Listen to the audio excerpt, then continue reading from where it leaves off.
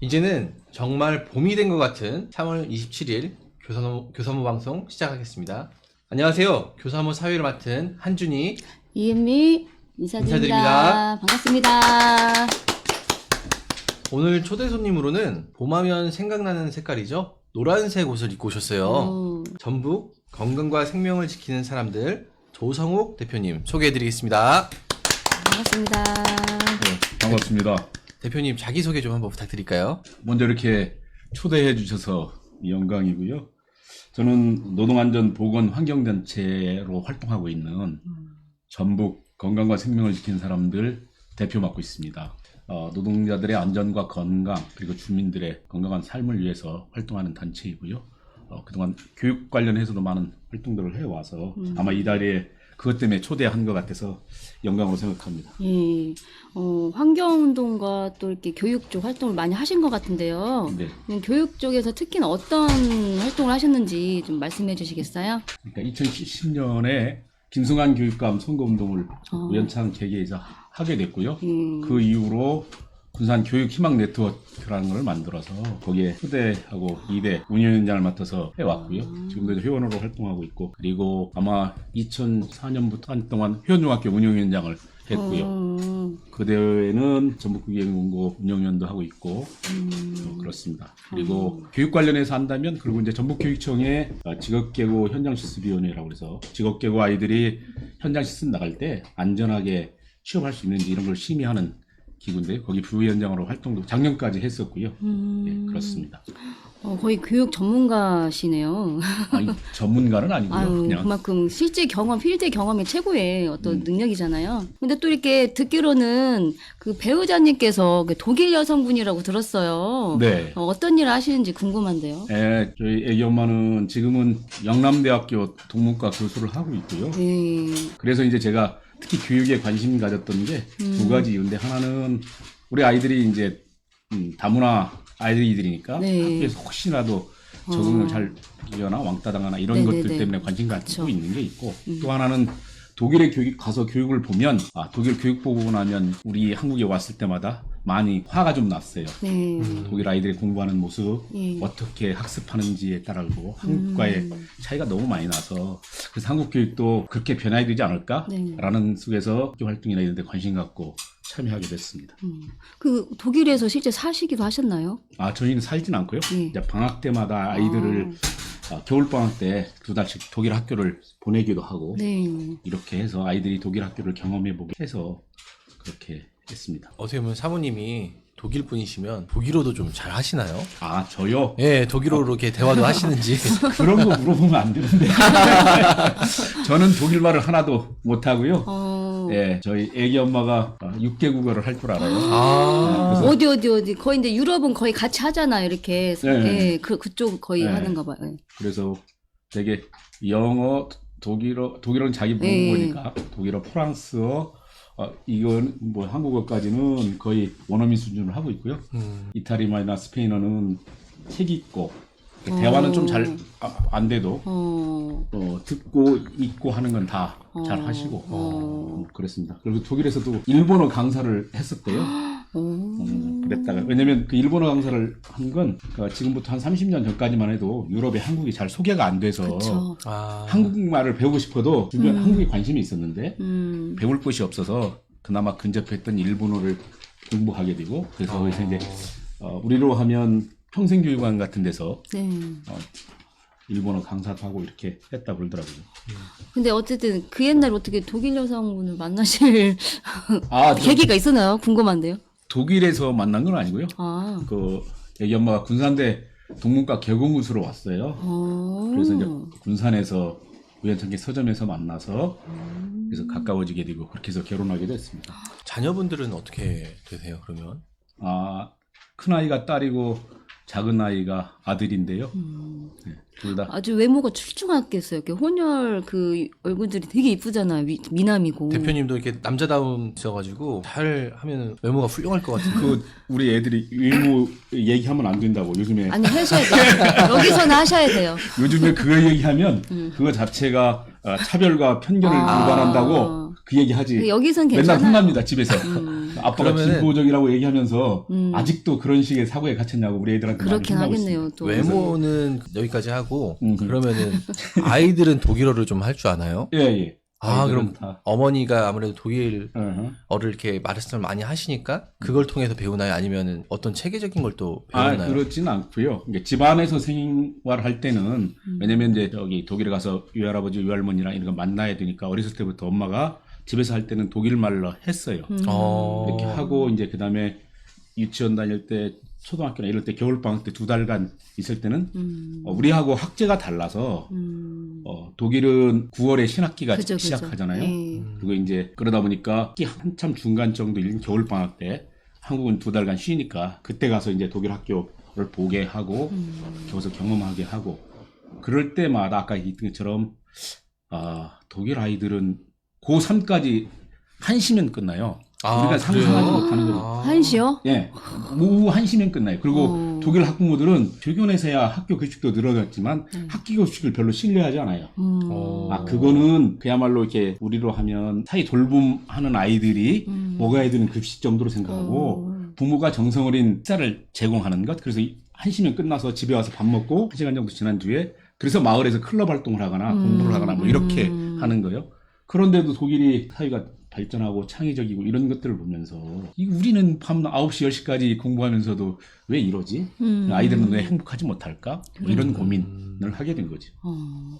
어쨌든 한국 교육하고 독일 교육하고 가장 틀린 점, 가장 이거 고쳐야 될 급선무인 교육에 어떤 것들이 있어요? 가장 시급한 거? 아주 확연히 다른 게 있다라면. 확연히 다르다고 하면 학교 교육에서 가장 제일 중요한 건 평가 방식이 달라져야 된다고 생각합니다. 평가 방식. 중요하죠. 예. 그래서 이제 그런 학교 변화나 이런 것들을 선진적으로 많이 한 학교가 부산 이제 효연중학교가 있는데요.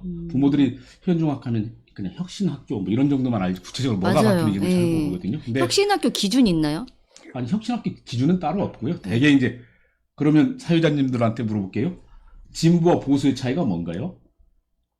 단어 그대로 얘기하면 진보는 앞으로 나아가는 거잖아요. 그렇죠. 보수는 현재를 지키는 거고. 그러면 현재 보수적 가치라고 하는 건 뭐예요? 우리 사회에서 자꾸 옛날 거를 고수하고 옛날 거니 현재 거를 바뀌지 지키려고 하는 않으려고. 거지. 그럼 현재 거를 지키려고 할 때 어떤 문제가 있는지 그 문제를 어떻게 극복하려고 하는지 이런 것들이 별로 고민되지 않고 있다고 하는 거고 그렇다 하더라도 그것이 우리 그러니까 학부모나 이런 사람들 우리 힘이 별로 없으니까 이건 어쩔 수 없어 포기하고 적응하고 사는 관계라고 한다면 그걸 적극적으로 극복하려고 노력했던 그런 학교가 존재하고 선생님과 학부모들이 존재한다라고 하는 거예요. 자, 그런 것 때문에 저희가 그래서 이제 독일 학교처럼 그런 것들을 변화시키를 시도하고 있고 그럼 제가 이제 깜짝 놀랐던 건 우리 애기 엄마 중고등학교 다닐 때의 시험 문제를 보고 깜짝 놀랐어요.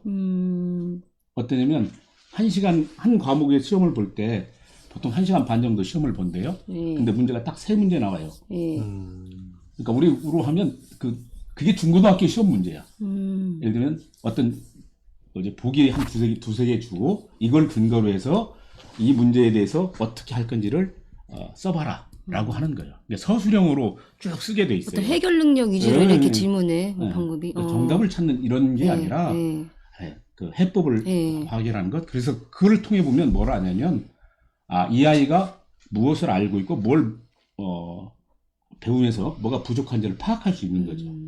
그래서 그 다음 단계의 지도를 하는 건데 우리는 아이가 무엇을 얼마큼 이해했는지 상관없잖아요.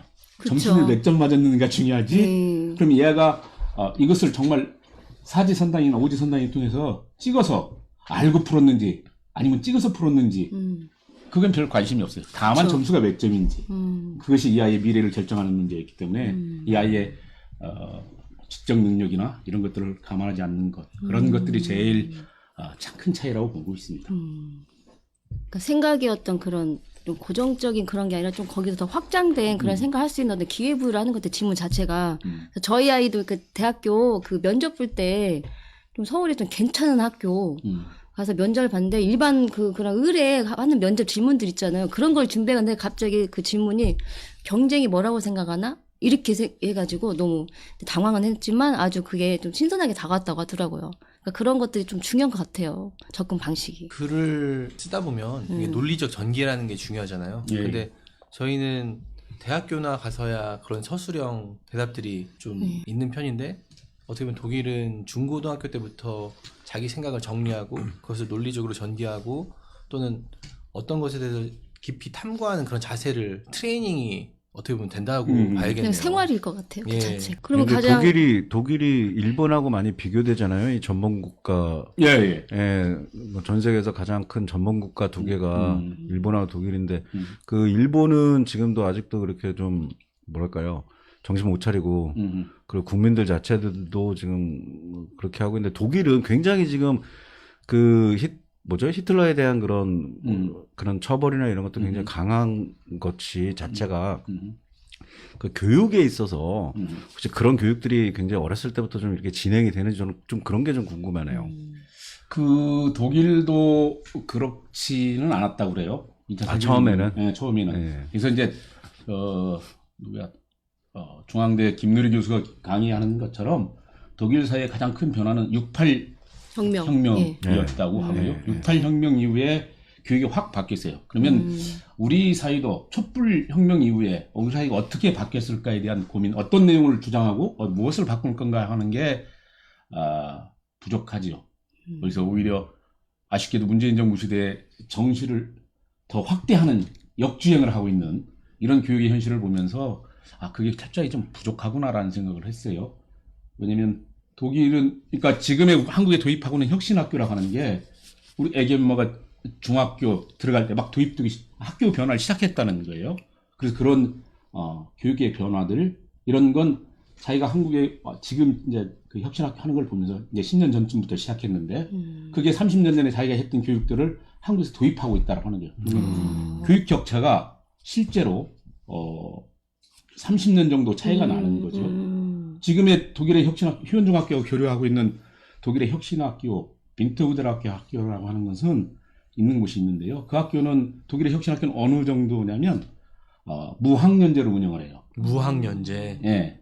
뭐냐면 진짜 혁신적이네요. 예. 그러니까 나는 그래서 그 정도는 돼야지 혁신학교지. 그렇죠. 그러니까 우리는 지금 휴원중학교 사례도 좀 이따 나중에 제가 좀 말씀드릴 건데 그걸 변화된 것만 봐도 우리 나머지 학교들 거의 따라가지 못하고 있는 거죠. 저는 이제 우리가 하는 게 그거예요. 휴원중학교의 그런 변화들이 마치 섬처럼 고립되어 가고 있다고 하는 게 안타까운 현실이에요. 저는 그래서 천 교수님이 이런 걸 더 확산할 수 있는 김성환 교육감이 될 때 휴원중학교는 김성환 교육감 이전부터 혁신학교를 시작한 거였거든요. 근데 이제 그래서 이제 벤치마킹해서 그거를 이제 전북교육에 확산시켰는데 도입한 건 김성환 교육감이 하셨는데 그걸 확산시키는 데는 좀 미흡했다고 봐요. 그래서 저는 이 교육과정 내용들이 확대되고 발전했으면 좋겠다라는 건데 독일에서는 그 30년 그 무학년제는 어떻게 하냐면 초등학교가 1학년부터 5학년까지가 독일의 한 학년인데 이걸 한 학년에 5명씩 하면 25명이잖아요. 그럼 1학년부터 5학년이 전부 한 반에서 배워요. 그럼 수업이 어떻게 바뀌겠어요? 강의식 수업은 절대 할 수가 없는 거죠. 어떻게 모아놓고 수준이 다 다른데? 그러면 교육 자체가 맞춤형 수업으로 바뀌는 거죠. 굉장히 큰 변화죠. 이런 것들을 하고 있고 그런 것들을 하면서 이제 독일의 선생님들이 휴원중학교 매년 와서 교류할 때 저희 애기 엄마가 이제 통역하러 가기도 하고 그러니까 제가 옆에 따라가서 보기도 하고 그랬는데 그때 독일 학교 선생님들이 휴원중학교에다가 뭔가 한 수 가르쳐주러 갔다가 자기들이 한 수 배우고 간다고 하는 게 있어요. 그게 뭐냐면 학생 자치예요. 학생 자치는 자치 정말 중요하죠. 네. 학생 자치는 이 학교가 세계적으로 어느 학교보다도 꿀리지 않는다라고 인정하고 자기들도 이렇게 독일에 가면 이 학교 학생 자치처럼 해보겠다라고 한 학교예요. 그래서 굉장히 자부심을 갖고 있고 저희는 이제 이런 학교가 좀 널리 알려졌으면 쓰겠다라는 생각을 갖고 있었죠. 그래도 아직도 사람들은 성적에 갇혀서 모든 걸 보지 못하고 있는 게 너무 안타까운 현실입니다. 그러니까 그 VM일의 엘리빌 토플의 그 책을 읽어보면 뭐 정치, 교육, 사회, 문화 뭐 이런 게 순서가 있는데 가장 늦는 게 제일 꼴찌가 법이 가장 늦게 바뀌고 그다음 교육이더라고. 거의 뒤에 있으니까 아까 30년 차이 난다는 자체가 정말 실감이 나네. 이렇게 이야기를 들어보니까. 근데 또 참 이게 또 아이러니한 부분들이 있는 게 무슨 어떤 순위나 어떤 교육 순위 평가 같은 거 하면 대부분이 뭐 대학을 어딜 뭐 많이 좋은 데를 보낸다든지 막 이런 순위도 있잖아요. 예, 예. 그런데 지금 이제 우리는 사실 그런 교육을 지향하진 않잖아요. 예. 대학을 좋은 데 간다든지 뭐 그런 암기 능력을 따져서 뭐 어떤 교육의 평가를 내린다든지 사실 그런 교육 평가를 받지는 않는데 그러면 과연 어떤 식으로 평가 기준도 좀 많이 바뀌어야 될 것 같고 미래에는 좀 그런 부분들이 있을 것 같아요. 이제 교사문화 하니까 미래 가치에서 고민하고 이런 거죠. 일반 학부모들은 아직도 성적에 갇혀 있어요. 그래서 아까 제가 얘기했지만, 네. 그러니까 진보 교육하고 그러니까 보수적 교육이라고 하는 게 뭐예요? 그럼 우리가 지금 현재 한국 교육의 가장 큰 문제는 제가 이제 교육경영 네트워크를 군산에서 이렇게 할 때도 부모들이 대부분 모르는 게 뭐냐면 학생 자살률이 몇 명인가를 몰라요. 1년에 몇 명이 죽느냐 하면 600명 정도가 죽어요. 학생이. 근데 배워야 될 학생이 어떤 스트레스나 억압에 의해서 600명이 죽는다면 1년 하루에 2명꼴의 아이가 죽는다고 보면 됩니다. 이런 사이를 우리는 그러니까 외면하고 살고 있는 거죠. 내 아이가. 교육이 살인의 도구가 돼버리는 그러니까. 경우가 돼버리네요.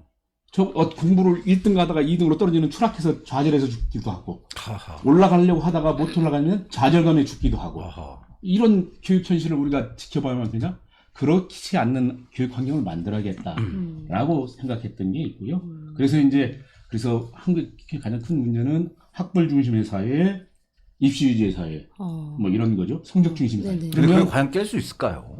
저는 그래서 제가 학부모들하고 얘기할 때도 그렇고 그래서 360명 모두가 행복한 학교를 만들 수 있다. 그게 뭔 줄 알아요? 그래서 제가 주창하는 게 뭐냐면 360도 교육이다라고 하는 거예요. 한 줄로 서면 1등부터 360도까지가 들어서지만 360도로 원으로 다 기회 부여가 되는 거죠. 예, 예. 각도를 틀면 다 전부 다 똑같죠. 1등을 할 수 예, 있는 그죠. 기회가 주어질 수 있잖아요. 야, 그거 좋은 말씀이네요. 그러니까 진짜. 좋은 예. 말씀이시죠. 어디가 써먹어야겠네. 이렇게 교육 환경을 이렇게 발상에 바꾸면 360도가 모두 다 1등 갈 수 있고 모두 다 할 수 있죠.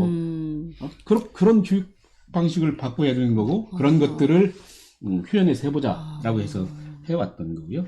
그래서 이제 일률로 쓰면 개성은 무시되고 그렇게 이제 줄서기 해서 그쵸. 예. 뒤에 서는 아이들을 좌절하기도 하고 저는 한국 교육에서 가장 큰 문제는 이제 16, 17 된 아이들이 배움에 한창 맛을 들여야 할 아이들이 벌써 학습을 포기하고 아무것도 하지 않는다고 하는 거예요. 이게 얼마나 국가적으로 불행한 일이에요. 네, 그렇죠. 뭔가 자기가 의욕이 넘쳐서 배워야 되고 저는 한국 교육 과정도 난이도를 낮춰야 된다고 생각하는 사람 중에 하나예요. 그렇죠. 너무 어려워요. 왜냐하면 배움이 만만해야 애들이 쉽게 접근하는데 이미 이거는 왜 어렵게 했냐면 대학을 입시하기 위해서 변별력을 나누기 위해서 어렵게 하는 거예요. 그래야 차별하고 떨어져야 그 상위 몇 프로 이렇게 선발할 수 있는 이런 구조 시스템으로는 아이들이 학습에서 절반 이상 3분의 2가 포기하는. 그럼요. 이거 국가적으로 굉장히 큰 낭비고 불행한 일이라고 생각해요. 그래서 근데 이제 그것들을 근데 이제 만약에 그 말씀에 저도 100% 동의하는데 예를 들어서 뭐 중요한 거는 저는 또 이런 생각도 드네요.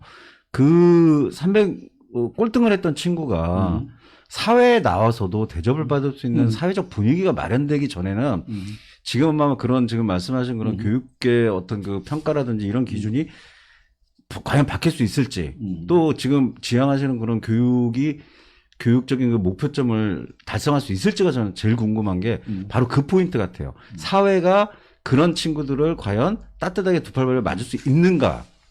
네.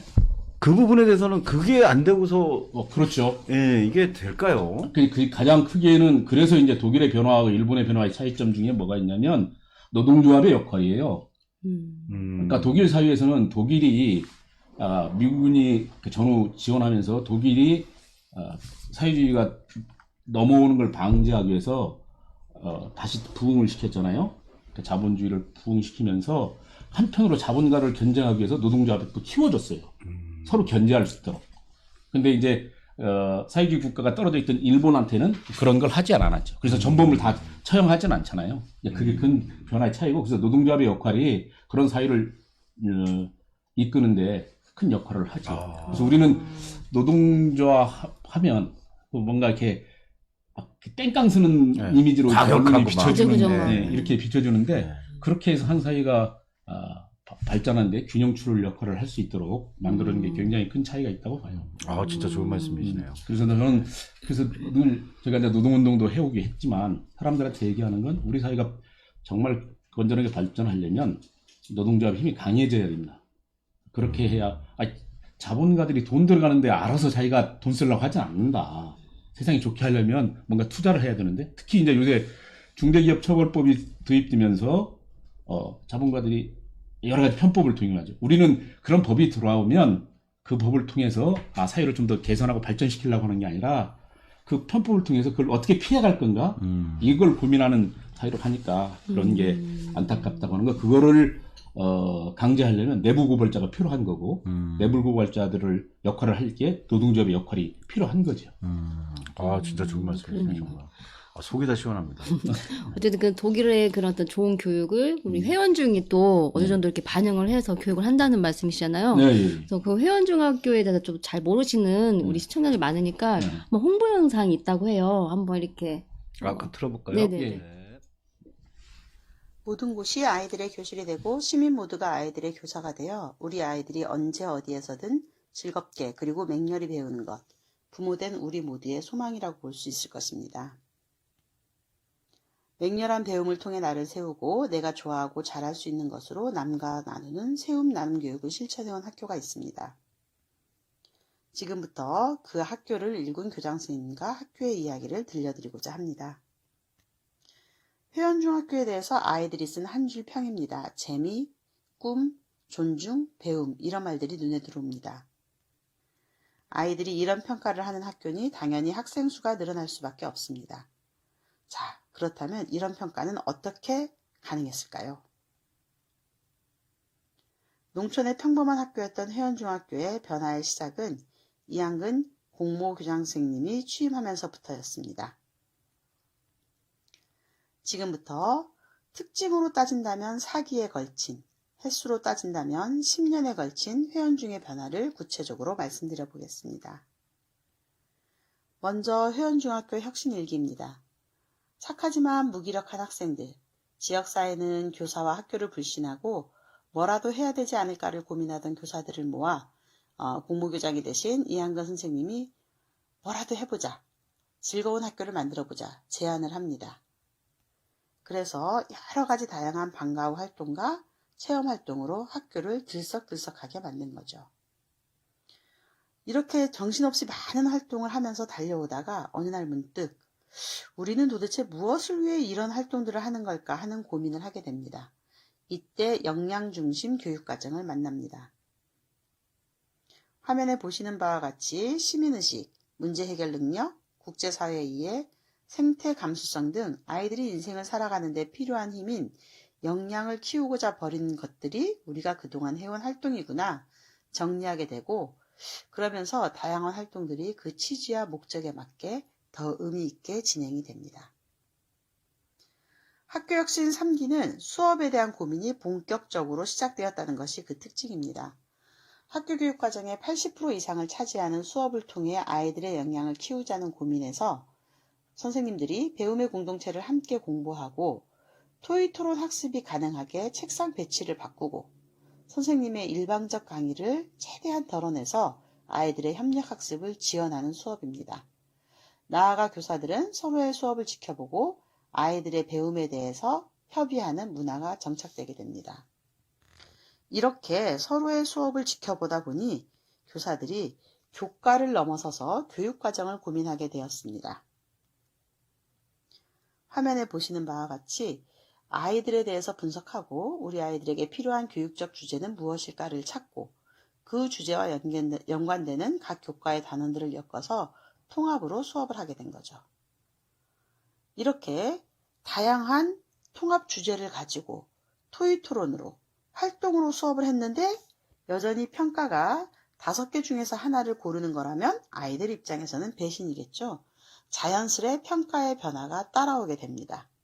일제식 지필시험, 즉 중간고사, 기말고사를 한 학기에 한 번으로 줄이고 모든 과목의 수행평가를 70% 이상 실시하고 음악미술체육의 경우에는 수행평가 100%로 평가를 진행합니다. 그리고 지필시험도 5개 중 하나를 고르는 시험이 아니라 자신의 생각을 쓰고 그리고 알고 있는 지식도 좀 더 체계를 잡아서 정리하는 이러한 평가를 진행을 하게 되는 겁니다. 자, 이렇게 교육과정도 바꾸고 수업도 변화시키고 학교 문화도 변화시켰는데 그렇다면 이제 회원중은 이런 학교 혁신의 지속 가능성을 고민하게 됩니다. 교사들이 수시로 이동하는 이 인사제도 하에서 어떻게 이 학교를 지킬 것인가? 결론은 마을이었습니다. 마을과 학교 교육과정을 연계해서 더 단단한 학교로 발전시키는 것, 학교의 지속 가능성을 보장하는 것, 여러 가지 활동을 해왔는데 여전한 과제입니다. 앞으로 회원 중에 5기, 혁신 5기는 앞으로도 진행 중이라고 볼 수 있습니다. 자, 한 해도 쉬지 않고 지속적으로 변화해온 이 학교 혁신을 가능케 한 힘은 무엇일까요? 그것은 바로 교사학습 공동체입니다. 모든 교사들이 일주일에 한 번은 아무리 바빠도 일을 덮고 모여서 학교와 교육과 아이들에 대해서 이야기하고 공부하고 먼저 배우고 서로의 수업을 여는 이 시스템이 회원중을 이끌어온 힘이라고 볼 수 있습니다. 회원중을 설명하는 키워드입니다.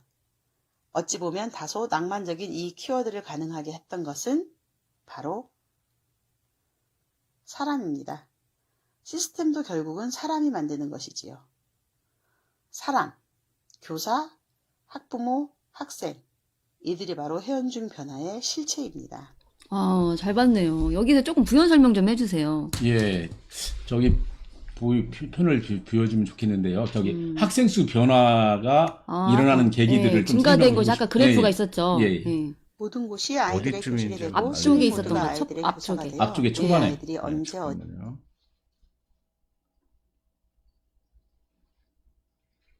전에. 그 전에. 더 전. 그 농촌 전이에요? 예. 그보다 좀 더 전에. 좀 더. 아니, 모든 곳이 아이들의 교실이 되고 시민 모두가 아이들의 교사가 되어 우리 아이들이 언제 어디에서든 즐겁게 네, 이건 소리는 안 나도 되죠? 예. 네. 그냥 화면만 띄워놓으시면 돼요. 네.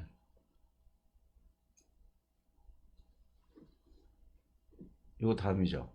그 다음인 것 같은데요. 네. 여기 있네요. 여기요. 표 다 나온 뒤에. 네, 나온 뒤에 제가 멈춰볼게요. 네. 예. 이 표인데요. 네. 저기 2007년에 학생 수가 73명이었거든요. 시골 학교 아이들이 점점 줄어드는 거예요. 그러니까 휴연하고 군산은 차로 10분 거리만 돼요. 그렇죠. 예. 그러면 대부분의 학부모들이 시내로 오는 거예요. 그럼 저기 73명이라는 건 뭐냐면 한 학년에 23명 정도의 학생이 존재한다는 거예요. 한 학급만. 네. 그게 2008년, 2009년인데 이때 이제 휴연중학교 동창들이 굉장히 노력을 해요. 저 때 할 때 학생 수를 줄어드니까 학부모들, 동창들이 약간 위기의식을 가지셨나 봐요. 네, 학교 아이들 그죠? 줄어드니까. 예. 그러니까, 동창 아이들 학교 보내기 운동, 뭐 이런 거 해요. 근당에서 늘어오는 게 아니잖아요. 그래서 동창들이 자금도 모아서 휴연중학교를 보내면 뭐 20만 원 주겠다. 해도 안 오죠, 동창들도. 그러니까 그러면 시골에 있던 아이들만 있다가, 그래서 그 속에서 이제 이학년 선생님이랑 얘기해서, 그러면, 내부 공모전 교장을 해서 학교를 바꿔보자. 라고 해서 2009년 9월에 이학년 선생님 가시고, 2010년부터가 첫 혁신학교 1기를 시작 보면 돼요. 2010년부터. 예. 그때 그래서 이제 원래 한 학년에 한 반이었던 게 저 때 이제 1학년이 두 반이 되는 거예요. 거의 2배 가까이 늘었네요. 예. 그러니까 그래서 3년 동안 쭉 올라가잖아요. 쭉 올라가네요. 그러니까 1학년, 2학년, 3학년이 이렇게 한 반씩 이렇게 올라가서 그때가 이제 뒤는 거죠. 그때 저게 그 선생님께서 아까 설명했던 게 혁신학교 1, 2기라고 하는 게 저거예요. 그래서 그때 그러면 뭐 했냐면 저 학교의 도입은 일단 아이들이 학교 오기를 싫어하니까 다양한 방과후를 하자라고 해서 방과후를 30여 가지를 해요. 동아리 같이 이렇게. 네, 동아리 같은 거. 그러니까 그때 아이들이 그런 거를 경험해 보지는 아이들이 왜냐면 학교 끝나면 전부 다 학원 가는 게 그죠. 전부였다고 생각하는 아이들한테 저걸 해주니까 이제 입소문이 타기 시작하는 거죠. 그렇게 3년 지나고 났는데 부모들의 열망이 더 높아서 그 다음에 그 다음 해 1년인가 있다가 다시 한 학급을 더 증설하게 돼요. 사람들이 자꾸 오겠다고 해서. 그래서 2014년부터인가가 이제 새 학급으로 들어요, 한 학년이. 그래서 저 때 제가 이제 그 운영위원장을 했고요. 최고 정점 때까지. 피크일 때. 때까지. 그렇게 해서 그 변화를 함께 과정을 느꼈는데, 저 때 이제 그리고 이제 제가 왜 회원에서 또 좀 다른 사람이냐면, 그 이전까지의 회원 중학교의 운영위원장은 회원 중학교 동문 출신들이에요. 그러니까 회원 중학교 동문이 아닌 비동문으로서 운영위원장 된 사람이 제가 처음이에요. 그리고 이제 저 뒤부터는 거의 이제 동문들보다는 다 이제 시내에서 이주해오고. 더 오히려 교육에 막 더 열정이 관심 있는 분들 위주가 돼서 이렇게 하셨겠네요. 네, 그래서 이제 그런 씨앗이 존재했기 때문에 이렇게 변화가 됐다고 하는 거고요.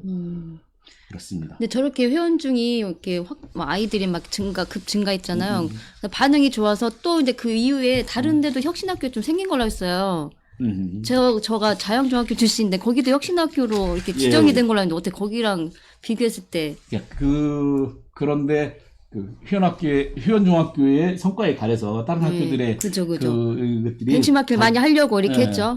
하긴 했지만 그게 확 이렇게 발전하지는 못한 게 따라가기가. 네. 그렇군요. 그래서 이제 저기 아까 정점으로 갔을 때 또 그다음 표를 하나 보여주면 좋겠는데 3, 4기의 특징이라고 하는 게 있어요. 교육 과정의 변화에. 저 때에 그때인가요? 네네. 아니 그 다음 게 있을 3, 4기. 네. 3, 4기로 갈까요? 네. 3기만 보시면. 3기가 요거요? 예. 그 다음 키워주세요. 예.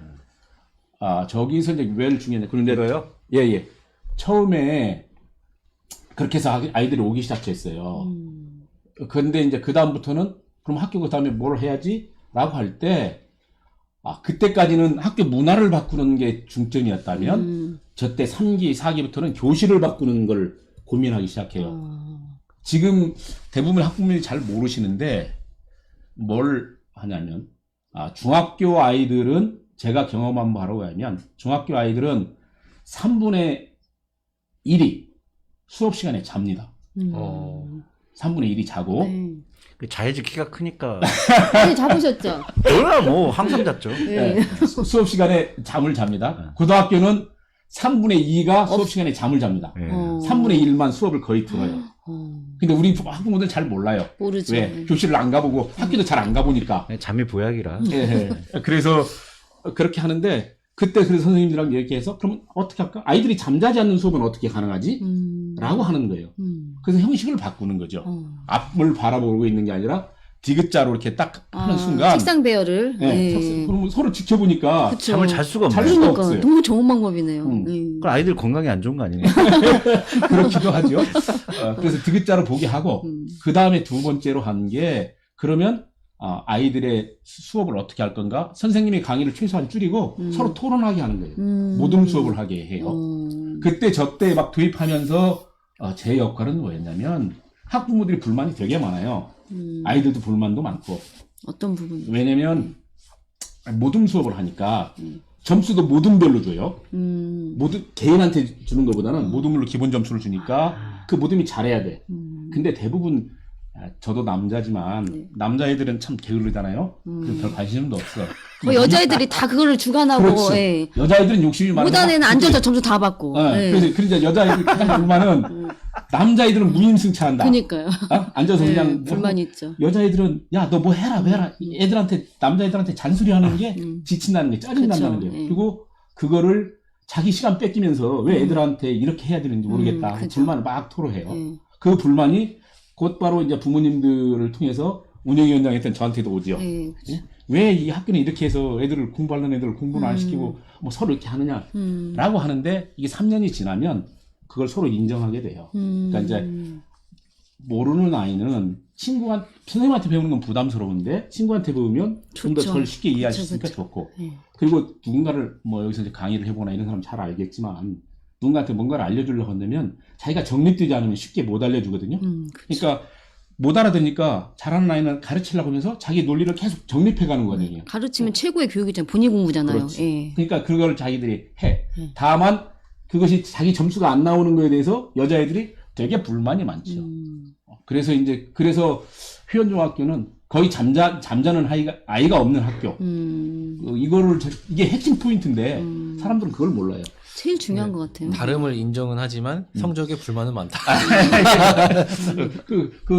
그래서 이제 그거 하고요. 그 다음 이제 3기, 그렇게 해서 이제 수업을 바꾸고, 그 다음에 4기 때 바뀐 거의 핵심은 교육 과정을 다시 재편성하는 거예요. 저거요. 이거요? 예. 네. 자, 어떻게 바뀌냐면, 휴연중학교는 지금, 시험을 한 학기 한 번만 봐요. 기말고사 한 번만 봐요. 1학기 기말고사 한 번, 2학기 기말고사. 근데 왜 그렇게 바꿨냐면, 여기서 중간고사 본다 그러면 수업이 한 달이 제대로 안 돼요. 왜냐면 시험 준비한다고 애들이 그냥 한 2주간 하고 그렇죠. 시험 주간에는 일찍 끝나서 안 돼. 시험 끝나고 나면 후유증이 있어서 그렇죠, 또 안 그렇죠. 돼. 그렇게 하느니 아이들한테 수업에 집중할 수 있도록 하자라고 해서 없애요. 그리고 또 하나의 큰 변화는 점수 매기는 건데 휴연중학교는 수행평가가 70%예요. 시험이 30%밖에 반영이 안 돼요. 지금 현재 전라북도 교육청 방침으로도 그걸 충분히 할 수 있어요. 근데 학교들이 안 하죠. 그죠. 그러니까 지필교사의 반영이 30%밖에 안 돼. 근데 이제 부모들은 어떤 생각하냐면 아직도 수행평가는 다 후하게 점수를 줄 거다라는 생각을 해. 그럼 변별력은 지필교사에서 난다. 갖고 애들 잡지를 해. 그리고 근데 어떤 학부모는 엄마 숙제다 이렇게 하는 분이 있어요. 그렇게 생각해요. 근데 실은 그게 이제 가장 큰 부모들의 문제죠. 아이들의 자발성과 자기 휴연중학교가 나를 세우고 남을 배려하는 그쵸. 학교거든요. 슬로건이. 나를 세우려면 스스로 하게끔 그쵸. 엄마들이 기다려주고 맞아요. 지켜봐줘야 되는데 함께 그걸 해주고. 못 기다리고 예. 막 하는 거예요. 그래서 저기 30%밖에 지필 시험을 안 해요. 그리고 그래서 이제 소위 우리 예체능도 옛날에 우리 막 다 시험 보고 그랬잖아요. 그게 무슨 의미가 있어요? 그렇죠. 그거 싹 없앴어요. 그러니까 예체능이나 이런 거는 전부 다 실기 시험으로만 다 해도 할 수 있고, 그다음에 지필 시험도 사지선다형보다는 아까 문제 해결 서술형으로. 서술형으로 이렇게 문제가 바뀌었어요. 너무 좋네요. 그렇게 하고 또 뭐가 바뀌었냐면 교과, 그래서 우리가 학부모들이 제일 약한 게 잘 모르는데 그건 선생님의 전문 영역이라고 생각하는데 교육 과정을 들여다볼 줄 알아야 돼요. 뭐냐면 휴연중학교는 교육 과정을 1년 단위로 짜잖아요. 우리 모든 학교들이. 예. 근데 아까 그 독일의 학교는 그 교육 과정을 5년이나 3년 단위로 짜요. 중학교 과정은 3년 단위잖아요. 그러니까 뭐냐면 3년 과정 안에 거기서 다 배우기만 하면 돼. 무엇을 먼저 배우든. 그래서 휴연중학교의 수업이 최근에 이제 학원에서 그런 얘기들을 한다 그래요. 휴연중학교가 막 이상하게 가르친다라고 얘기해요. 근데 휴연중학교는 교육 과정을 1년으로 짜면 수업을 진행할 때 주제별로 해요. 그러면 그 대개 일반 학교는 교과서 순서대로 이렇게 수업을 진행하잖아요. 네. 그러진 않아요. 예를 들면 교과서 맨 뒤에 있는 것도 지금의 시기에 맞다 그러면 이걸 앞으로 당겨서 이렇게 지금 만약에 주제에 맞게 여기저기 적재적소에 그렇죠. 주제를 뽑아서 한다는 얘기잖아요. 단적인 예로 지금 선거 시기가 되면 지자체 선거가 되면 이때 이제 그런 걸 해요. 예를 들면 국어 과정에서는 연습물 써보기. 이런 이게 만약 교과서에는 그쵸. 한 9월쯤 돼 있다 하더라도 시기가 이러니까 자기의 공약 발표해보기 뭐 이런 그렇지, 것들. 예. 예. 그런 것도 하고 그럼 수학 같은 경우는 예를 들면 통계나 이런 것들을 하는 것들을 통계 내보기 이런 걸 이 선거 시기에 좋다. 맞춰서 하는 거거든요. 음악은 그러면 내가 로고송 만들어 보기 뭐 이런 식으로 하게 하고 그러면서 굉장히 살아있는 다각도로 생각할 수 있는 그쵸. 어떤 기회를. 미술 같으면 예를 들면 포스터를 만들어 보는 거 이런 것들을 한번 해보자. 좋네. 나를 잘 알리게 하려면 뭐랄까 이렇게 바꾸는 거예요. 그러니까 밖에서 보면 이게 이제 그래서 학원이나 이런 데서 현중학교 애들 가르치려면 힘들다라고 얘기하죠. 왜냐면 학원은 곧바로 성적이 올라야 되는데 예? 이 아이들한테는 뭐 그래서 현중학교 선생님들이 니네 학원 가봤자 아무런 의미가 없다라고 하는데도 불구하고 라고 벌써 많이 들었는데 라고 하는데도 부모들이 불안한 심리 때문에 학원을 보내죠. 학원을 보내는 이유는 두 가지잖아요. 대회. 그러니까 아이를 방과후에 어디 돌볼 수가 없으니까 네. 보내는 측면도 있고 그런 불안한 심리를 해소하게 있는데 그래서 마을에서 저희들이 이제 아이들 좀 돌보는 것도 왜 우리가 같이 고민해보면 안 될까? 뭐 이런 논의도 하고 이렇게 했었죠. 그래서 저게 가장 큰 차이고요. 그래서 이제 그 다음 단계 이제 5기, 지금이 5기라고 얘기하는데 저희가 경험해 보면서 느끼는 건 그래요. 학부모가 학교를 좋게 할 수는 없더라고요. 다만 관심 갖고 지켜보면 서서히 나쁘게 할 수는 있다. 우리 역할이라고 하는 게 그렇더라고요. 왜냐면 선생님들이 적극적으로 뭔가 해서 그럼요. 변화시켜야지 우리가 막 그 학습을 같이 하거나 이런 건 아니니까 그런 느낌이 있어서 오늘 이런 기회가 있어서 좀 뭐 그런 같이 교육을 사랑하시는 분들 그 보수 교육이 아니고 혁신 교육을 고민하시는 분들이 계신다 그래서 이거 그냥 막연하게 회원중학교를 알고 있는 것들을 좀 더 구체적으로 알려주는 게 좋겠다라는 생각이 들어서 너무 들어보니까 너무 보내고 싶은 생각이. 그럼 여기 학교 지금 뭐 입학하는 데는 어떤 거야 절차가 똑같나요? 어떻게? 네, 모집할 때 와서 이제 신청하고 추첨해서 추첨 지금도 추첨제예요? 네. 뭐 예를 들어서 뭐 사는 지역 상관없이요? 네, 왜냐면 옛날 막 주소이제 나오고 뭐 2년 살아야 되고 막 이런 기준이 있었잖아요. 아니야, 그건 아니고요. 지금 이제 회원중학교가 뜨니까 지금은 그 학군이 같은 초등학교를 나온 아이들은 의무적으로 다 받아줘야 되거든요. 옥산하고 오봉초하고 아니, 그러니까 회원초등학교하고 회원초등학교 학군인데 그래서 초등학교 때 전학을 막 가잖아요. 전학을 오는 거죠. 다 전학. 오봉초까지 가는 걸로 알고 있는데. 회원중학교를 들어오기 위해서 그렇게 오는 거예요. 저는 그래서 그것에 대한 불만이에요. 왜냐하면 10년이 지났으면 회원중학교 같은 학교를 군산 시내에 몇 개는 만들어졌어요. 그러니까요. 그렇죠. 여기저기 둬야 자유롭게 가죠. 회원에 올라오지 말고 그죠. 학부모들이 자기 집 주변에 회원 있는 땅값 학교를 모르고 있어 지금. 학교 주변을 그렇게 만들기 위해서 노력을 했으면 좋겠다는 거는 같이. 그니까요. 그렇게 해서 왜 우리 교육을 저는 그래서 이제 학부모들하고 얘기하거나 사람들하고 얘기할 때 우리는 교육 소비자의 의식에서 벗어나야 된다. 우리가 교육의 주체여야 된다라고 이런 걸 강조해요. 교육 소비자는 어떤 의미냐면요. 우리가 물건 살 때 문제가 있으면 하자가 있으면 어떻게 해요? 고발하는 거. 그죠. 교육 사업자는 문제 제기를 하고 고발하는 게 능숙해. 민원을 제기하거나. 근데 주체라고 한다면 내가 이 교육을 발전시키겠다 하면 어떻게 해요? 내가 무엇을 할 것인가에 대한 고민이 달라지죠. 그렇죠. 그리고 뛰어들어야죠. 그 이한근 선생님을 한 3년씩 계속 뺑뺑이 돌려서 중학교를 막 여기저기 다 넣으셨어야죠. 그래서 이한근 선생님 아바타를 좀 여기저기 아니. 아바타는 힘들고. 그래서 여기 분들이 잘 모르는데 그래서 회원의 학부모들이 의식적으로 회원중학교 같은 고등학교 하나 있었으면 좋겠다 해서 맞아요. 그래서 이제 회원중학교 학부모들이 매년 한 14~15명씩이 그 옛날엔 대하 남구였고 한들고 거기에 보냈어요. 그래서 올해 어떤 굉장히 큰 변화가 있었는데 사람들한테 관심 받게요. 왜 대하 남구 한들고는 기피 학교였고 유명하고 싶었던 학교예요. 문제아들이 가고 아니 고등학교 떨어진 애들이 가고 외곽에 있고. 그래서 여지껏 그 학교는 한 번도 정원을 채워본 적이 없어. 근데 올해 최초로 초과가 됐나 봐요. 22명이 떨어졌어요. 이건 맞아요. 근데 이 변화가 어떻게 있냐면 회원중학교에서 있던 학부모들이 가면서 다시 회원중학교 그만두고 평교사를 갔던 이학년 선생님을 2년 뒤에 다시 한들고 교장으로 내부 공모대로 초빙을 했어요. 이때 선생님들의 저항이 엄청 셌다 그래요. 피곤하니까. 힘드니까. 여기 와서 또 우리를 어떻게 괴롭히려고 해요? 근데 그때 그걸 모실 때 현중학교 운영위원장 분이 거기 가서 운영위원장 하시면서 어렵게 모셔와서 했어요. 그래서 변화의 씨앗을 줬고 사람들이 잘 모르는데 아마 비율로 보면 군산 시내에 있는 학교보다 뭐 아까 얘기한 성적을 하다가 하면 안 주는데 대부분 그걸 비교를 하니까 인서울 하는 비율이 일반 학교보다 높을 거예요. 그 지금 한들고 가요? 네, 잘 몰라요 사람들이. 올해도 한양대학교 3명인가 가고요. 제가 알기로 그 지금 최고 3~4년부터 서울의 인서울 대학을 가는데 최고로 잘 간 스카이 중에 연세대학교까지는 들어갔어요. 연세대, 교원대, 뭐 저기 나머지 이화여대 뭐 이런 데들 지금 다 들어가 있는데 여전히 그 학교에 대한 부정적 인식이 깔려 있어서 그렇게 아주 있고요. 그거를 이제 학부모들이 같이 가서 그 회원중 체제가 그대로 그 반영이 된다는 거죠. 한들고에서. 회원중처럼 가려면 근데 특히 이제 왜냐면 중학교는 그나마 입시에 들어서 좀 더 떨어져 있으니까 좀 더 변화폭이 더 높다면 고등학교는 입시가 딱 있으니까 붙어 있으니까. 네, 그래서 이제 그 변화의 폭이 더디고 다만 정말 지난 몇십 년 동안 미달이었던 학교가 올해 최초로 22명인가 떨어졌다고 하는 건 이건 혁명적 변화입니다. 완전 그렇죠. 네. 그리고 그렇게 했을 때 아이들의 만족도나 이런 게 높아가고 있다고 하는 거를 우리는 모르죠. 근데 그 발판의 씨앗도 이양근 선생님이 놨던 거예요. 큰 역할을 하셨네요. 네, 근데 예. 잘 모르죠. 그래서 이제 이양근 선생님 얘기를 들어보면 그래요. 왜냐면 자기가 함들고 처음 갔을 때, 그 얘기를 하시잖아요.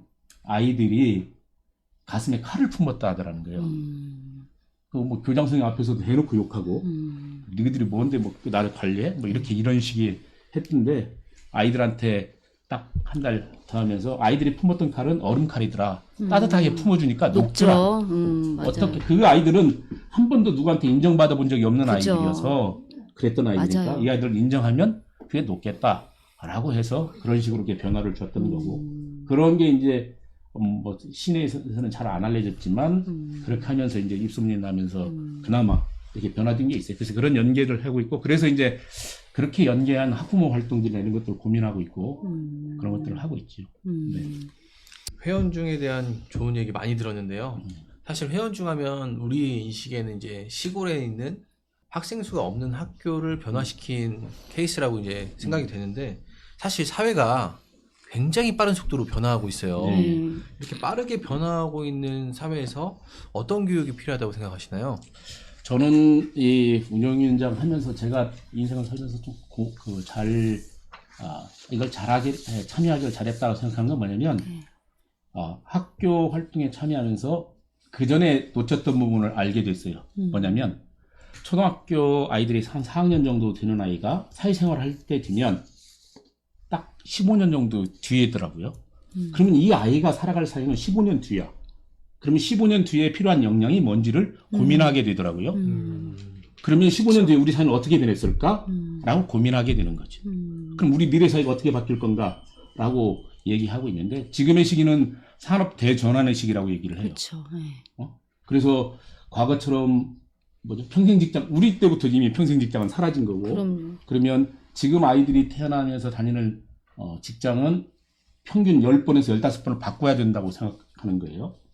그러면 이때 이 변화된 사회 속에서의 아이들한테 무엇이 핵심적인 과제일까, 역량일까? 라고 할 때 그 자주 바뀌는 것 속에서도 튼튼하게 자리 잡아야 되는 게 자기 기본 역량. 그렇죠.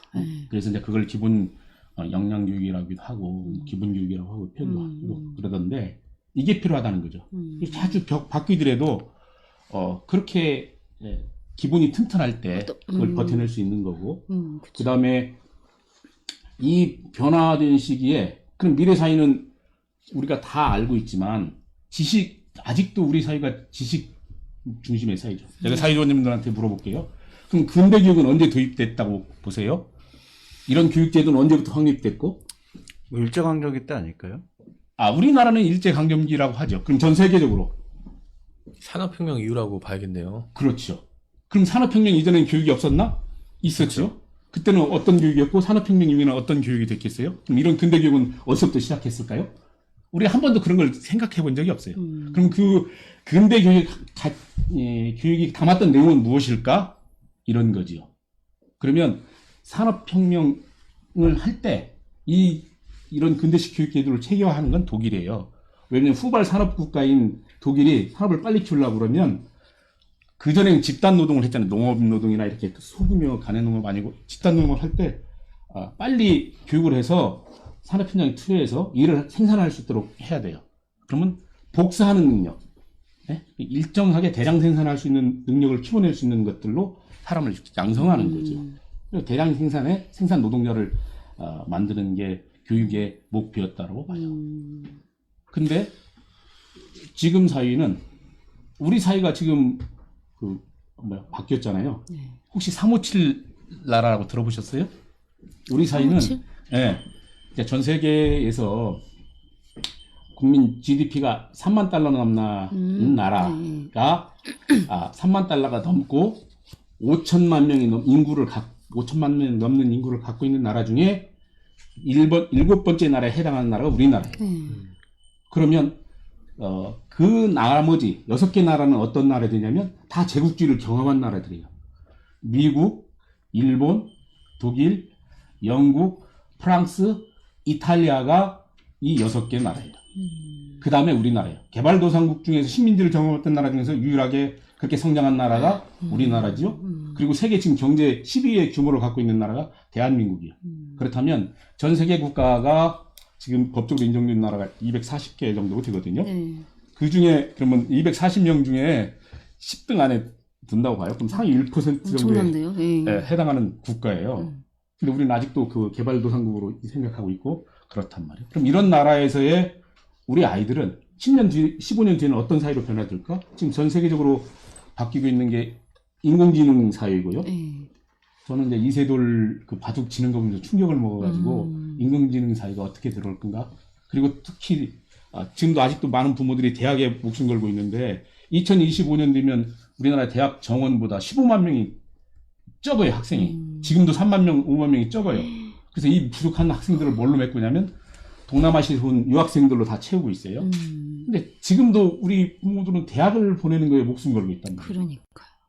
이렇게 굉장히 변화된 차이가 있고 그렇다면 우리 아이들이 미래 사회에 15년 뒤, 그래서 지금 15년 뒤에는 지금에 있는 직업의 70%가 사라질 거라고 네, 얘기하잖아요. 그렇죠. 그렇다면 새로운 그거에 아이들이 적응할 수 있는 것들을 할 수 있도록 만들어가는 게 필요하다라고 생각해요. 부모들이 많이 기본소득이 깨야겠네요. 필요하죠. 네.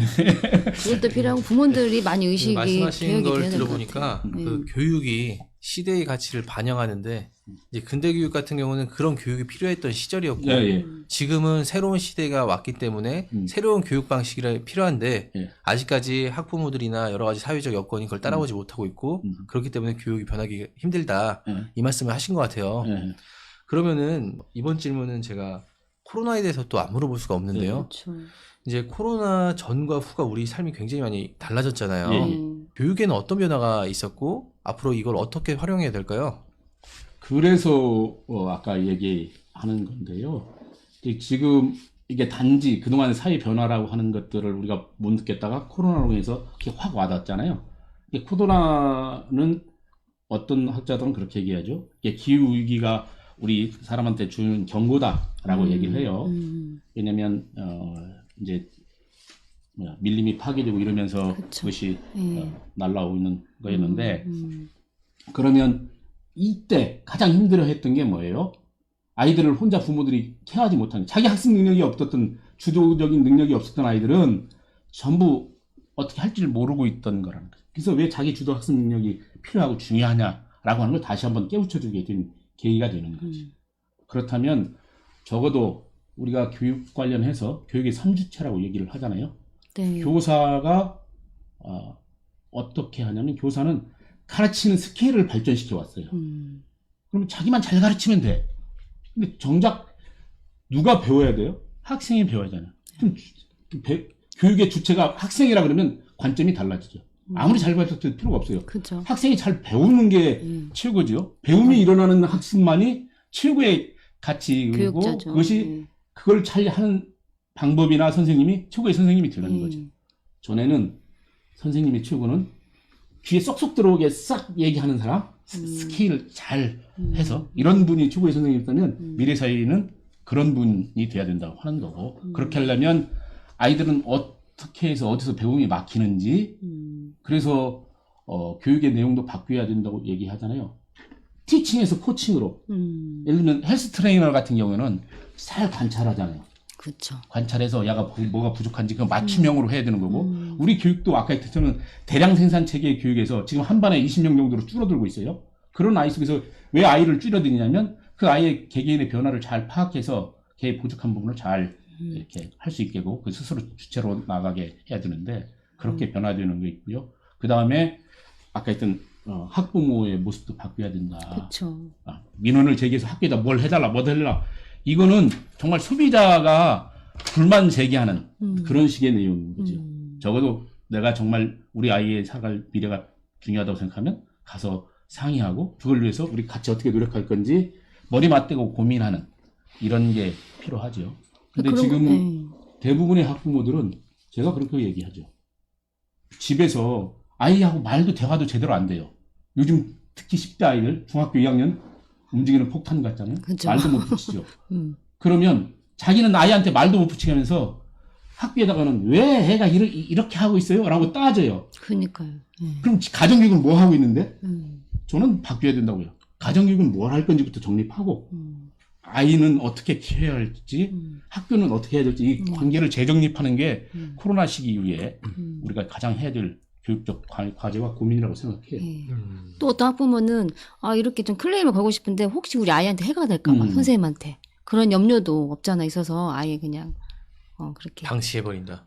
방치라기보다는 우리 아이가 관심밖에 아이가 될까봐 내가 선생님한테 뭔가 불만을 얘기했을 때 그러니까 제 말은 아이를 방치한다는 게 아니라 그 문제 클레임을 걸려고 했던 부분을 그냥 방치해버리는. 아니야, 그치. 그건 아니고. 아니 그러니까 학부모 입장에서는 그거를 그냥 아니요. 묵인하는 경우도 많죠. 묵인해버리는. 그렇죠. 예. 그러니까 크레임을 거는 순간 선생님들이 저 새끼 찍어가지고 우리한테 무관심해질까봐 우리 아이한테 보이지 않는 차별을 할까봐 그것 때문에 부모들이 되게 얘기를 못해요. 그죠. 저는 그래서 이제 그렇게 왜 학부모 활동이 중요한지 예를 들면 왜 그 교육 소비자가 되면 안 되냐고 하면 문제를 개별적으로 제기를 해요.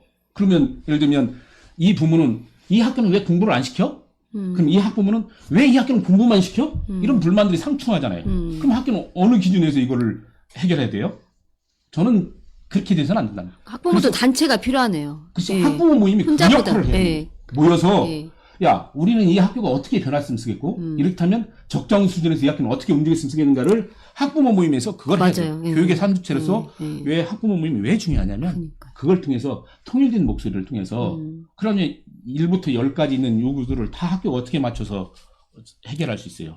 그러지 못하니까 학부모 모임에서 그걸 그렇죠. 해야 되고 코로나가 끝나면 그런 학부모 활동들을 제대로 해야 되는데 대부분 학부모 활동은 시간 없다고 안 하고 학교가 알아서 해주겠지 뭐 이렇게 얘기하고 맡겨놓는데요. 그러니까요.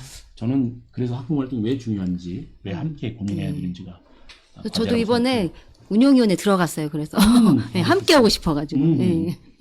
중학교 2학년이 제일 무서운 걸로.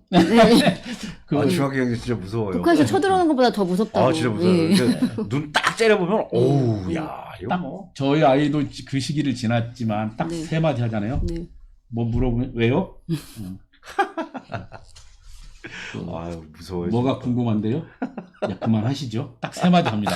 그만하시죠. 그만하시죠. 진짜. 그래요? 그냥 쉽게 그냥 한마디로 어쩔 TV 이러던데. 그건 요새. 어쩔 TV 요새. 그래요? 그리고 나서 그래서 이제 지금 미래 사회 학교의 모습도 바뀌어져야 된다고 하는 걸 제가 잠깐 아는데 왜냐면 미래 사회는 그래서 그러면 학원과 학교의 차이가 뭔가요? 우리는 이걸 놓치고 간다는 거예요. 학교는 기본 수업, 학원은 더 심화 수업? 네, 심화 수업. 그 차이인 것 같아요. 그게 아니죠. 그러니까 필요한 지식만 전달받으려면 학원 가면 돼요. 훨씬 스케일도 학원 선생님처럼 나아서요. 근데 어울러져서 서로 소통하는 방법이나 이런 것들을 배우는 곳이 학교여야 돼요. 그럼요. 그러면 학교는 과거처럼 지식 전달보다는 어울려서 소통하고 협력하고 이런 관계로 발전하는 학교가 돼야 됩니다. 그러면 행사들을 많이 해야 인간을 되는데. 만들어주는 가정 같아요. 맞아요. 인간을. 그러니까 그거를 아까 말씀하신 것처럼 그걸 해결하기 위해서 행사를 많이 만들면 안 돼요. 수업 과정 중에 교과 과정 중에 그렇죠. 교육 과정을 왜 들여다보라면 교육 과정 속에서 자연스럽게 그런 활동을 할 수 있도록 만들어주는 그쵸. 게 부모들의 역할이라는 거죠. 참 이렇게 제도를 만들어 놓으면 사람들이 그 제도를 잘 활용해서 좋은 방향으로 나가려고 하는 게 아니라 제도의 빈틈이라든지 제도의 포인트를 이렇게 따가지고 우리 애들이 어떻게든 명문대에 들어갈 수 있게 만드나 또 이런 것들을 많이 하기 때문에 참 고민이 많은 것 같아요. 전반적으로 교육의 질이라든지 학생의 삶의 질이 높아지게 만드는 방법을 고민해야 되는데 그렇지 않고 요거를 어떻게 활용해서 내가 포인트를 많이 따지? 이런 식으로 변하지 않나 이런 생각도 좀 들고 있습니다. 안타깝네요 진짜. 그러니까. 예.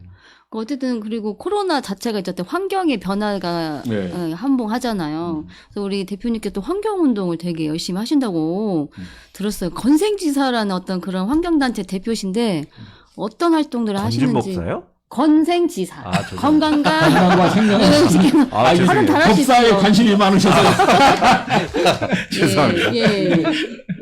한번 소개 좀 해주세요. 제가 이제 이 건생지사를 하게 됐던 배경도요. 노동조합 활동을 하면서 노동자 안전을 위해서 일을 했었는데요.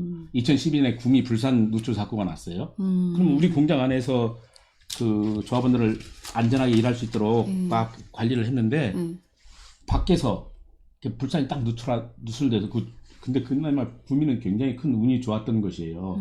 왜냐면 이게 바람 방향이 농촌 쪽으로 불었어요. 공단 쪽으로 불었으면 공단에서는 그쵸. 많은 피해가 컸을 텐데 예. 농촌 쪽으로 불어서 그나마 농작물 피해가 컸고 사람 인명 피해가 적었을 뿐이에요. 그때 폭발로 인해서 사람이 막 대여섯 명 죽기도 하고 그렇긴 했지만 그런 거예요. 그러던 차에 2015년에 군산 오시아에서 누출 사고가 났죠. 맞아요. 예. 그때 좀 따가웠던 것 같아요, 누님. 아, 저도 살짝. 그건 좀 그러니까 오버하신 플라시보 플라시보요? 네, 말도 안 되는 게.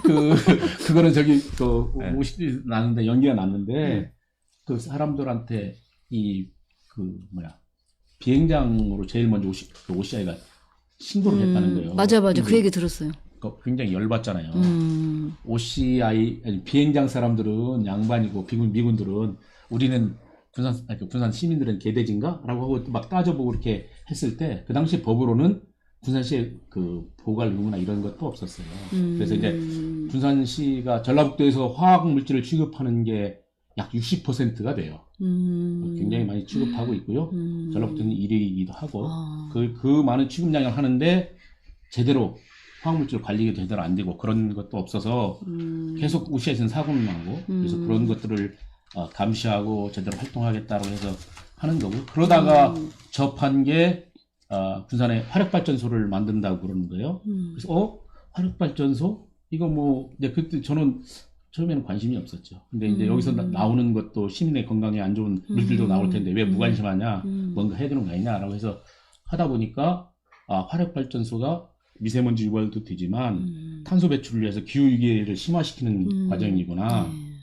그렇다면 그거를 막아내는 것 그리고 기후위기 시대에 어떻게 시민의 삶과 특히 아이들이 이제 비용을 굉장히 많이 지불하게 된 그렇죠. 뿐만 아니라 성장하면 기후 위기를 통해서 우리 사회의 급격한 진폭의 큰 변화들 속에서 아이들이 그나마 괜찮은 사회에서 살 수 있도록 우리가 무슨 노력을 할까라고 해서 이 단체를 만들고 활동하고 있죠. 뭐 정기적으로 이렇게 모임을 하고 막 이렇게 어떤 공식적인 활동을 하고 이렇게 해왔다는 거라는 말씀이시죠? 예. 얼마나 됐나요, 기후? 저희가 만들어진 한 3년 넘었고요. 1시간이 지났네요. 네. 근데 지금 가장 성과는 군산시에 화학사고 나면 대체할 수 있는 웹을 만들었다고 하는 게 군산시에다가 요청하고 요구를 해서 그래서 그거 나면 화학사고 났을 때 안전하게 대피할 수 있는 것들을 파악할 수 있는 게 있어요. 이제 화학 공장들을 좀 들여올 때 어떤 뭐 좀 기준을 좀 군산시에 까다롭게 좀 해야 될까요? 해야 될 필요가 있다고 생각하는 게 실제로 제가 좀 보니까 화학 공장이 어떤 뭐 일자리 창출이나 이런 거가 그다지 큰 효과가 없다고 그래서. 근데 그게 군산시의 권한은 없어요.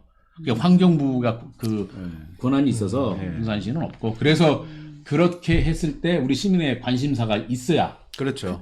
더 이제 시민들이 이렇게 관심이 높으니까 우리가 함부로 유치할 수 없다. 그래서 새만금 뭐 땅에 놓고서 무조건 그냥 뭐 회사만 들어온다면 다 두 팔 벌려 환영하고. 근데 이런 정책은 좀 화학 공장이 제일 지금 관심 갖는 곳이 새만금이에요. 그러니까요. 왜냐면 민간 주거 지역이 거의 없잖아요. 사고 민원이 나도 적은 거고. 그렇죠.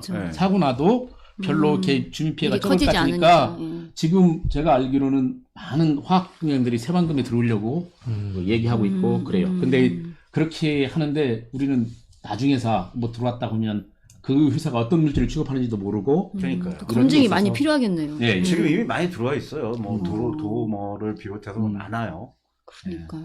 그래서 들어온 뒤에 고치려면 힘들잖아요. 들어오기 전에 이제 그런 것들을 하자고. 이것 또한 단체를 많이 키우셔야겠네요. 이런 환경운동 하는 사람들이 많아져야 네. 우리가 할 수 그러면 있는 여기 말을. 조사모 사람들도 가입해야죠. 교육도 가입해야겠네요. 저희도 가입해 주셔서. 예. 대표님은 독일은 안 가세요?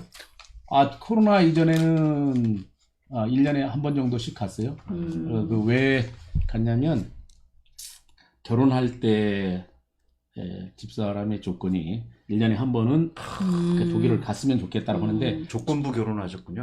아니 근데 일단 저는 그냥 그렇게 독일의 크리스마스가 어떤 의미를 잘 몰라서 그런 거라고 생각했어요. 연말에 가시나 보다 항상. 그렇죠. 크리스마스 때. 근데 예를 들면 그 서양 문화를 몰라서 그랬는데 우리 추석 때 고향을 떠났던 자식들이 고향이 안 들어오면 동네 사람들 보기 어때요? 그쵸. 되게 적적하고 아니 뭔가. 그게 문제 아니지. 이 아이가 고향이 못 올 때는 뭐가 문제가 이유가 있거나 있다. 이게 그렇다. 근데 이제 독일 사람 우리 나는 나중에서 알게 됐는데 우리 각시가 그렇게 하자고 할 때 그러면 그 당시 25년 전만 해도 독일 사람들이 한국을 바라보는 건 우리가 지금의 방글라데시나 네팔이나 이런 본 정도 보는 제3세계의 그런 가난한 국가 정도로 생각하는 거예요. 그랬겠죠. 막 광부 보내고 그랬으니까. 네, 그렇지. 맞아요. 네. 그러니까 그런데 이 사람들이 그럼 우리 딸이 그 나라에 사는데 1년에 한 번도 안 온다?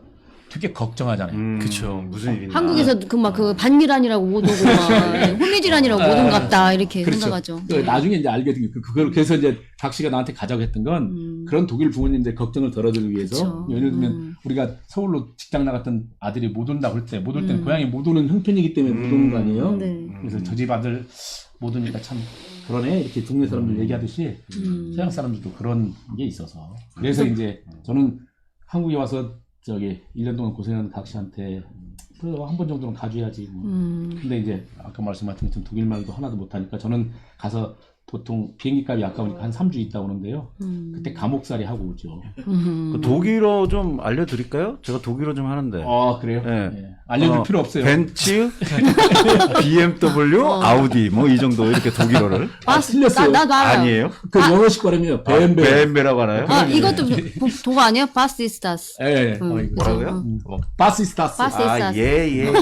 저는 알겠습니다. 아는 독일어 지금 다 나오는 것 같아서 구텐모르겐 막 이런 거 해야 될 것 같고. 네, 알겠습니다. 예, 오늘 네. 시간이 굉장히 이렇게 좋은 빨리 얘기도 지나가네. 많이 듣고 했는데 사실 이런 것들이 학생이나 교사, 학부모 이런 분들이 주체가 돼서 맞아요. 조금씩 바꿔나가야 되는 건 맞는데 정치 쪽이라든지 교육계에서 좀 뭔가 더 도와준다면 좀 더 쉽고 빠르게 변할 수 있는 부분이 있다고 생각하는데 그런 정치 쪽이나 교육계에 바라는 점이 있다면 어떤 게 있을까요? 저는 이제 그 아까 발상의 전환이 필요한 건데요. 예를 들면 선생님들이 교육에 전념할 수 있도록 해야 되는 거고, 그럼 미래 사회의 역량을 갖추기 위해서 무엇이 필요한지를 해야 된다, 선생님들은. 그럼 미래 사회의 역량은 그래서 만들어진 게 융복합 능력이라고 얘기하고 있고, 지금 자동차가 못 들어온 이유도 실은 자동차를 지금은 옛날처럼 기계로 볼 거예요? 전자기계로 볼 거예요? 지금 전자제품이 없어서 못 들어오는 거잖아요. 자동차가 막 올라갔잖아요. 그러니까 이제 하나의 그 단일 제품으로 보기는 어렵다. 융복합으로 해서 하나의 그 같은 걸로 해서 그런 능력이 키워지는 게 미래사회 역량의 핵심 역량이라고 얘기를 한단 말이에요. 그렇다면 그런 것들을 선생님들이 키워야 되는 거고, 그 다음에 아까言것처럼 미래사회의 역량 속에서 가르치는 능력보다 배움의 주체로서 어떻게 세울 건지를 고민하는 그런 게 필요하면 좋겠고요. 그 다음에 지역사회, 특히 이제 지자체나 이런 데서 해줘야 될 역할은 이미 타 시도에서도 도입되고 있고, 유럽은 이미 그렇게 했는데, 예를 들면 학교 수업이 끝나면 방과 후 활동이나 이런 것들은 원래 교육의 영역이 아니에요. 시가 아이들을 돌봄의 영역이지. 그래서 방과 후 활동이나 이런 것들은 교육지원센터나 이런 걸 만들어서 시가 지원을 해요. 다른 타시도. 그러니까 우리 문화 카페를 성인들만 하잖아요. 그래서 학생들한테도 그런 기회가 있었으면 좋겠어요. 그래서 이제 그렇게 그러면 개념을 바꿔보자. 다만 그 학교 공간을 지자체가 빌려서 그 공간을 활용할 수 있도록 이렇게 하면 좋은데, 아직도 방과 후 돌봄이나 이런 걸 교육청이 하는 걸로 우리는 인식이 돼 있어서 그런 발상의 전환이 딱 아까 얘기한 것 중에 마찬가지인데요. 우리 아이한테 그러니까 성적을 지어보세요. 응? 그러니까 우리 아이가 몇 점 맞았는데 이걸 딱 저는 지금까지 우리 아이 점수를 고등학교 졸업할 때까지 참 물어본 적이 없어요. 성적을 딱 지으면 이 아이가 무엇을 잘하는지, 저는 중고등학교 과정이라고 하는 게 아이들이 무엇을 잘하는지, 무엇을 잘할 수 있는지를 파악하는 과정으로 이해하시면 된다. 좋은 방법 같아요. 항상 성적이 잣대가 됐거든요. 그거를 없다고 생각하면 얘의 장점이 그대로도. 그렇지. 그러면 정말 공부하고 싶으면 그러니까. 대학교 가서 공부하겠다 이렇게 유도하게 하면 되는데, 우리는 그 좋은 대학 자체가 목표이지 어떤 대학을 가서 무엇을 할 건지에 대한 것보다는 그렇다고 생각해요. 그래서 이제 저는 그런 이 군산시가 적어도 그런 교육 문화를 만들어가는데 그렇게 했으면 좋겠고, 그런 일에 조금 더 도움이 됐으면 하는 그런 바람이 있습니다. 예, 아우, 좋은 말씀 너무 정말 좋은 감사드립니다. 예. 너무 유익한 시간이었고요. 그 마지막으로 저희 교사모 방송 나와준 출연 소감 한마디 부탁드릴게요. 일단 이렇게 불러주셔서 영광이고요. 여러분들이 이런 우리의 교육적 가치를 실현하기 위해서 애쓰고 계시는데 지금 그 어느 때보다도 기존의 성적 위주나 입시 위주의 교육을 그쪽이 이제 지난 12년 동안에 혁신 교육을 하면서 피로도가 쌓여서 그쪽을 선호하는 사람들도 많이 있는 걸로 알고 있어요. 근데 여기서 꺾이면 다음 단계로 도약하기 어렵거든요. 저는 뭐 교사모가 활동하는 내용도 그렇고 이후에 그렇게 해서 이제 이후에 우리의 교육감이 누가 될지는 모르겠지만 그걸 지향하는 분들이 교육감이 됐으면 좋겠고 그 일을 위해서 이렇게 열심히 수고하는 교사모 분들한테 존경과 연대의 마음을 담아서 말씀드립니다. 오늘 너무 좋은 말씀 감사드리고요. 예. 저희가 이제 이렇게 방송을 하루하루 진행하면서 느꼈던 점이 바로 교육이 세상을 바꾼다고 바꿉니다. 생각이 됩니다. 오늘도 너무 좋은 말씀 많이 들었고요. 오늘 방송은 여기까지 하겠습니다. 오늘도 시청해 주셔서 너무 감사합니다. 네, 감사합니다. 고맙습니다. 수고하셨습니다.